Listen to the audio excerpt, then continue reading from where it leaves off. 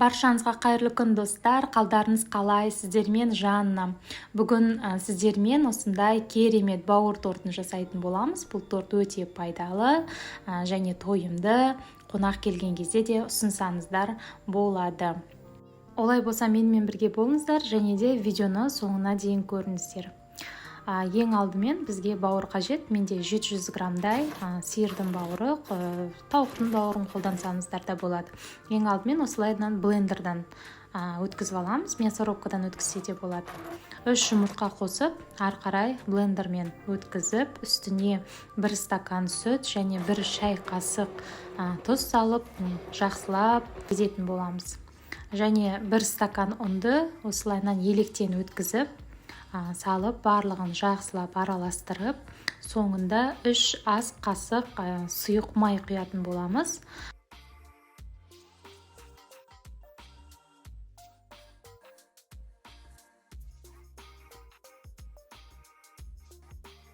Міне бізде қамырымыз дайын десек те болады. Блендермен өткізгендіктен біздің бауырымыз қатты езіліп, осындай сұйық болып шықты.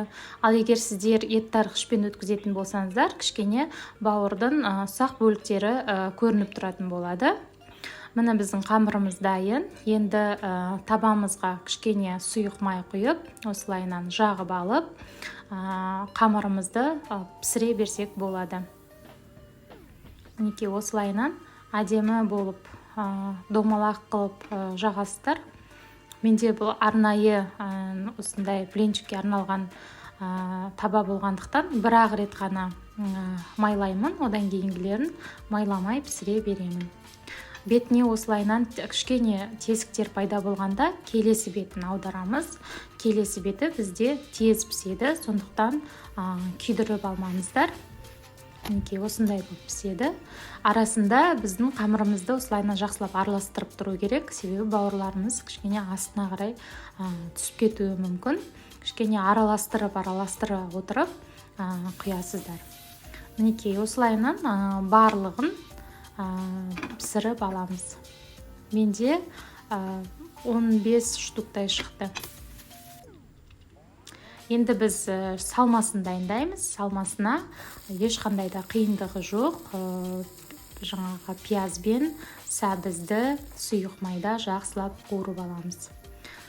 Пиязың үстіне дәмі бойынша тұз, қара бұрыш салып, барлығын жақсылап араластырып, қызартып қуырып, мінекей осылайынан одан кейін үстіне күштен өткізген сәбізімізді салып, барлығын жақсылап араластырып, кішкене қуырылғаннан кейін үстіне су құйып, бір жарты стакандай жақсылап араластырып, бетін жауып, бұқтырып қоямыз. Бір 10-15 минутта біздің сәбізіміз, пиязымыз осылайдан әдемі болып піседі, алып суытып қоямыз.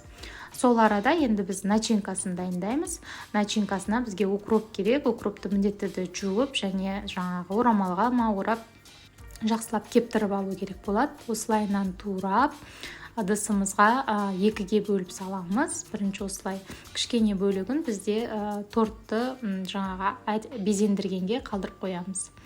Оның үстіне майонез салып, одан кейін 4 тіс сарымсақ салып, барлығын жақсылап араластырамыз. Барлығын видеода көрсеткендегідей жасасаңыздар болады. Мінекей біздің салмамыз да дайын. Енді тортымызды жинайтын боламыз. Мінекей менде осындай болып пісті, әдемі болып блинчиктеріміз.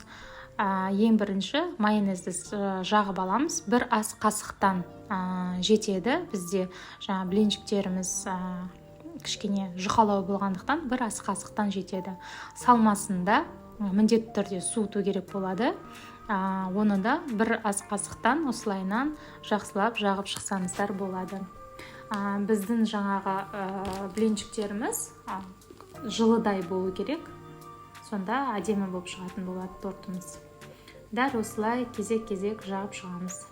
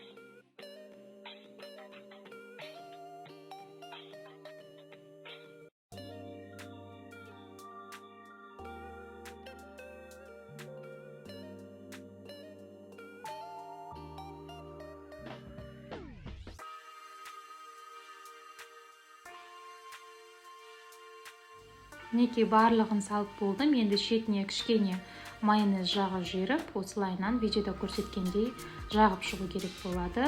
Бұлай жасаймыз, себебі қазір біз укропты шетіне қойған кезде жаңағы майонездің көмегімен біздің укробымыз әдемі болып жақсылап жабысатын болады. Қалған салмасын осылайынан бетіне жағамыз. Осылайынан дайындап алдық. Бізге тағы да жұмыртқа қажет болады. Қайнатып пісіріп алдым. Екіге жаңағы ағы мен сарысын ажыратып аламыз. Одан кейін тортымыздың бетіне жаңағы бір шетіне ағын осылайынан айландырып, или бөлек-бөлек жаңағыдай жасап алсақ болады, бөлек ыдысқа. Мен сразу осылай жасай салдым, уақыт алмай. Ағын осылайынан шетіне жағып аламыз.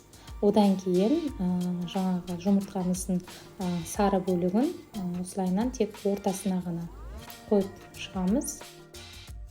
Барлығын осылайынан тегістеп әдемілеп аламыз. Енді безендіру бойынша өздеріңіздің қалауларыңыз бойынша жасасаңыздар болады. Мен осылай жасауды жөн көрдім. Енді шетіне укропты осылайынан әдемілеп жағып шығамыз. Майонез жаққандықтан бізде укропымыз тез жабысады. Сонда біздің тортымыз әдемі көрінетін болады.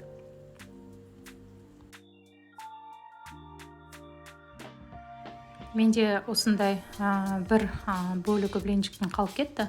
Соған кішкене майонез жағып, жақсылап осылайынан орап, видеода көрсеткендегідей орап алып, жаңағы әсемдеуге, бөліктерге бөліп, бетіне әсемдеуге қолдандым.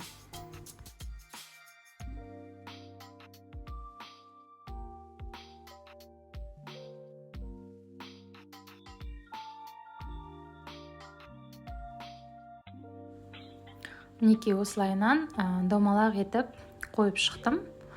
Әдемі көрінеді екен. Тағы да айта кетейін, әсемдеуі өздеріңіздің қалауларыңыз бойынша жасасаңыздар болады. Мінекей біздің тортымыз дайын десек те болады. Міндетті түрде лайк басып, комментарий қалдырып, пікірлеріңізді қалдыра кетіңіздер. Осы торт бойынша сіздерде пікір болса, қалдыра кетіңіздер. Енді бісміллә деп кесіп, сіздерге бауыр тортымыздың ішін көрсете кетейін. Мінекей қараңыздар, осындай әдемі болып шықты. Дәмі деген өте керемет. Бұл гемоглобинді бізде жақсы көтереді бауыр, иә. Сондықтан гемоглобині төмен, қаны аз кісілер болса, міндетті түрде осындай торт жасап жеңіздер. Мінекей іші осындай болады. Менімен бірге болып, видеоның соңына дейін көргендеріңіз үшін рахмет. Келесі кездескенше сау саламатты болыңыздар.